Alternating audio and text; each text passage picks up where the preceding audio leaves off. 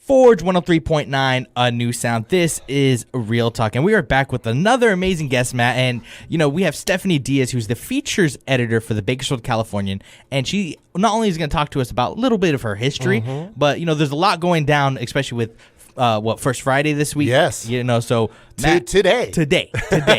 So Matt, you want to introduce her a little bit because you know her a lot more than I do. I've met her 5 minutes ago. Oh, yes. Okay, so my friend, full disclosure, Stefani Diaz, features editor at the Bakersfield Californian. We worked for many years together in the newsroom, and we've made great friends, colleagues. And so I've been wanting to have her here because Stefani is so well-versed in so many different things. But she's also very knowledgeable about the goings-on in Bakersfield. So the source for finding things that are going on fun in Bakersfield, it's the Bakersfield Californian. Yeah. And in order to get that information out there properly, you have to have not only good writers, but a wonderful editor. So good morning, Stefani. Good morning. I'm excited to be here. or I'm excited right now. I don't know. Ask me in like a half hour or 10 minutes. You're in the hot seat. Yeah.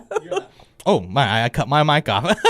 You're in the hot seat. I was going to say, we're going to ask you the tough questions. Caliente seat. The caliente seat. But, Stefani, are you from Bakersfield? Did you grow up here? Yes, I'm born and raised. I left, I went to UC Davis for college and then came back, and I've been here ever since. What school did you go to? High school? Oh, I went to Garces. Oh, Garces. Okay.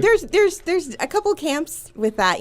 Some people think that changes their opinion in a positive way, and then sometimes it's a negative way. So usually, I say I'm from here. It's nothing bad. I got a great education. And there's you still know all your prayers? Well, don't test me. I mean, if it's a crisis, I'm gonna know.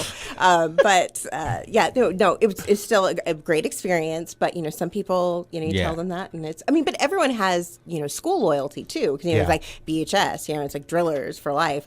There's different camps. I remember. So Garces, who was the big rivalry in football between? It was it Garces and West or Garces and BHS? BHS. Yeah.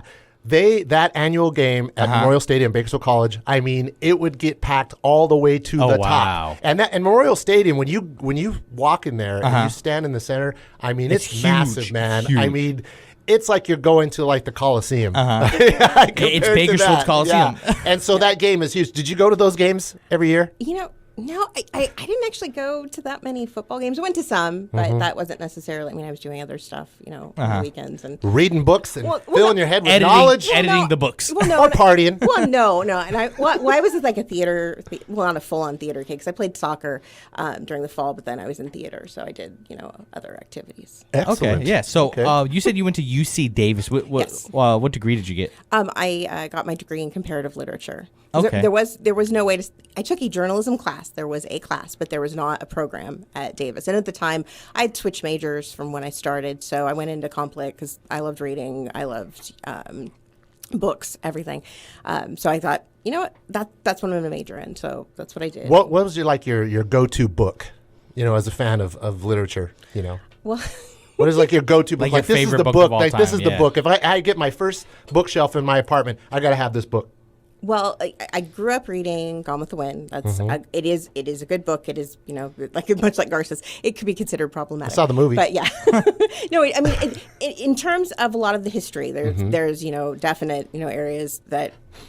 It is what it is. But in terms of historical research, it is interesting. So those types of books are important to view in a way where you consider things that, how we view it through a modern lens. But there are elements. You can't just, get rid of all the books of a certain era because, something's inappropriate. But you certainly can regard it that way. I really enjoyed reading that as a kid just because it was kind of a sweeping story, and I did like the movie. But also East of Eden, Steinbeck. That is also an epic. California. He's a California writer in a way that really, of the land, Grapes of Wrath, which I admit I have not read.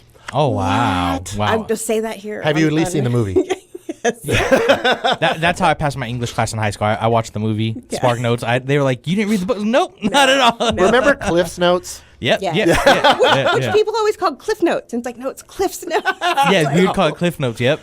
That's where I felt like, oh, I'm smarter. I'm using them, but I know the right name. You think Cliff had a lot of good karma Yeah, for all the degrees he helped? He was really helping some kids out. You always saw that yellow and black stripes on that. Yeah. Like along with the book. Like, you're not reading the book, you're reading that one. What do they even have now? I mean, do they still? Is Cliff Notes still a thing? Do you know? I'm not sure. I bet you there's tons of different. I mean, there's ways to the share internet that. now, That's but the I thing, mean, is I'm guessing a lot of it has just gone online. So Yeah. you're not actually carrying a physical copy. I'm not of saying I that. took a test for a certificate a couple weeks ago, maybe last week, and I just copied and pasted the question into Google, and it gave you the answer every single time. I'm not saying that's how it works, but it helps you pass, I think. were you a good student? Were you like straight A's, Dean's List, the whole schmear? Yeah. Well, yes. I'm trying to think if we had a dean's list. I definitely. I noticed I was like fourth in my class. So. Well, to confirm that, we have your old ID on the phone call. Let's talk to Stephanie Diaz. Yeah. well, I'm trying to think of my graduating class, if there's anyone who is like a superstar. Like, I think, we had obviously a lot of smart people, and we have doctors and lawyers and people, but I don't think there's anyone that's, when you get the big names that come out of Bakersfield, I don't think. Yeah. So, Stephanie, I got a question. You went to UC Davis, you got a degree. What made you want to come back to Bakersfield? First, and I think a lot of people can relate to this. I wasn't sure what I wanted to do. I knew I was graduating.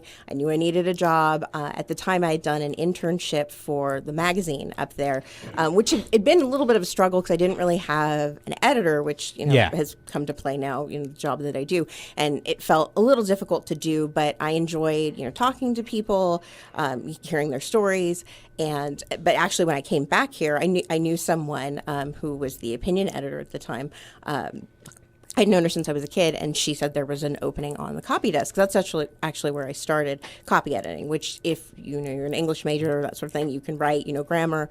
That's an easy thing to get into. You still Basically, to make all the corrections before. Okay, like that's what a copywriter is. The copy editor basically kind of covers the butt of the reporter, because the reporter gets talks to the source, gets the factual information, and writes it together. But occasionally you're on deadline, or something's got to change quickly, or maybe sometimes you're a sloppy writer. It happens. Or the other thing too, everyone needs an editor. I mean, I know that I don't currently have someone who reads all of my stuff. So if you ever read anything in the paper and there's a typo, I'm very sorry, because I should know better, and I should have had the time to know better. She's a very good editor. Yeah, I know Spike's man. So that's the thing. Sometimes it's easier to edit because it's not your own work. I don't know if you've experienced this, but if you've written a piece, and when you go back over it, you kind of just want to correct, like in your mind, you're mentally correcting it, but you're not actually saying, hey, this is the error I have to fix. So yeah. I mean, that's the whole thing. Basically, came back, got on the copy desk, and was doing that for a number of years. And then anyone who's been in a any type of news industry, if you stay somewhere long enough,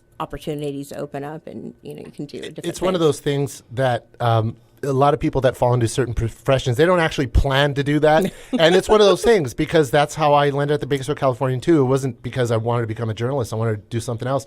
And we had these same kind of interests, but then when opportunity arises, you get like, I'll take the gig. Yeah. And then you're there. But Stephanie, because of her, the education, everything like that, that's an ideal editor, because she knows the written word, she knows grammar. And so when she looks at things, she looks at it like she's looking at the classic books that she read, and she could like fix this. This is the way it should sound. And then boom. But in no way am I saying my work is anything like that. Stephanie is very humble. Yeah, it seems like. Stephanie, we brought you in because it's First Friday. Oh, yeah. There's a lot of events going on, right?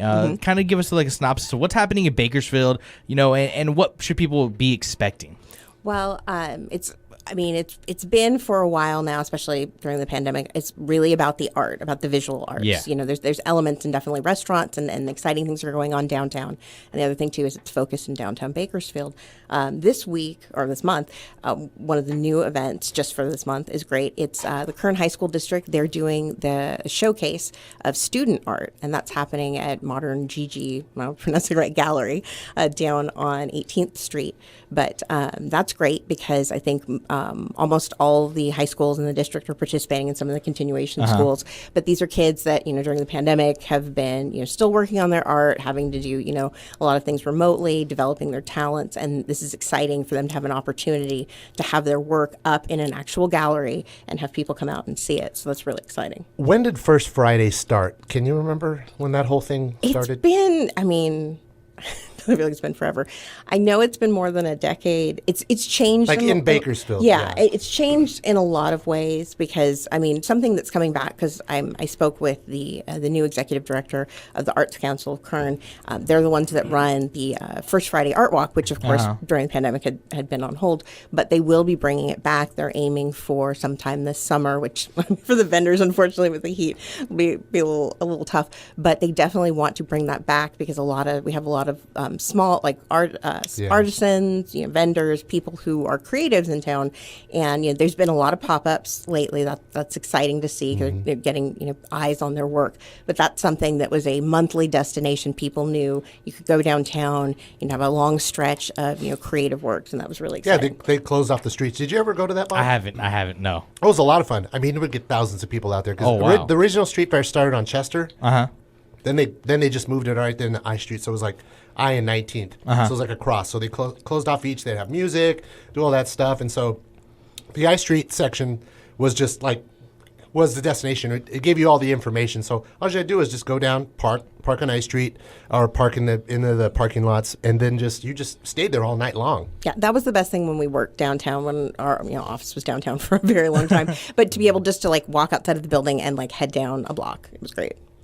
Stephanie, thank you for so much for coming in. Is there anything else you want to say before we get going? I would say, one, read the paper. You don't have to read the physical paper, but I would encourage you to check out Bakersfield.com. We've got a lot of great stories, especially on the entertainment and food section. I didn't talk anything about food, but I could talk for hours about food. So we have a great local dining scene, and we really try and get the news out there about stuff. So check it out. Well, we want to make sure this is just because I've been trying to get Steph in the studio on the show for many times. So this is going to be the first of future visits. Yeah, many. Right? She finally found out, so she knows where to park. Well, I know, everything like that. I know how to get here. That was step one. I'm bad with directions. So you could always go to Bakersfield.com and all the I Street right there. Sign up for the newsletter, because then every Thursday you will get the newsletter for the I Street of the day into the weekend. So thank you, Steph. It's great to see you. Well, thank you, thanks Steph. for having me. We appreciate you. And you don't want to turn that down. We got much more coming on. This is Real Talk on Forge 103.9, a new sound.